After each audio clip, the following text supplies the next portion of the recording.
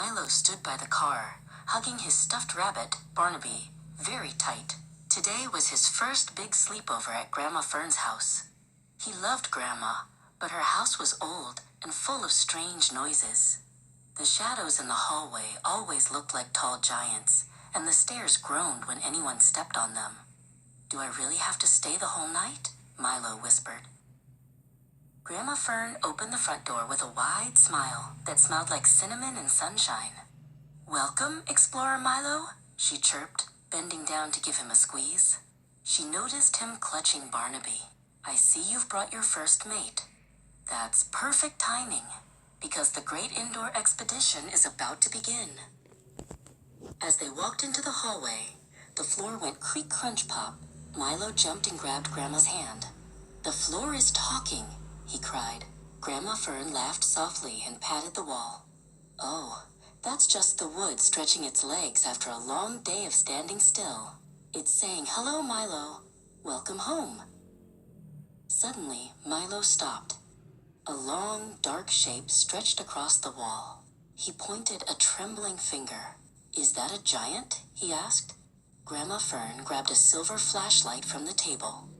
"Let's investigate," she said, clicking it on. The giant was actually just the shadow of a tall, leafy fern sitting in a ceramic pot. Milo let out a long breath. For dinner, they had upside-down pancakes, which Grandma Fern said were essential for nighttime bravery. Milo started to feel a little better as he drowned his pancake in maple syrup. "In this house," Grandma explained, "we don't just sleep, we dream travel.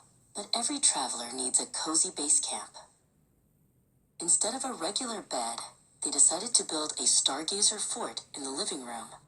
They used every fluffy blanket and soft pillow they could find. Milo crawled inside the tunnel of quilts. It was warm and smelled like lavender laundry soap. He tucked Barnaby into a nest made of a woolly scarf. "Woo-woo!" A low sound drifted through the open window. Milo froze, his heart thumping like a drum. "What's that?" he asked. Grandma Fern climbed into the fort and sat beside him. "That's the Night Watch Owl," she said. "He's the feathered security guard who makes sure the garden stays peaceful while we sleep." Grandma Fern pulled a small glass lantern from her pocket. When she turned it on, tiny golden stars danced across the ceiling of the fort. "This lantern keeps the sleepy wishes safe," she whispered. Milo watched the stars swirl around and felt his eyelids getting very, very heavy. The house didn't feel scary anymore.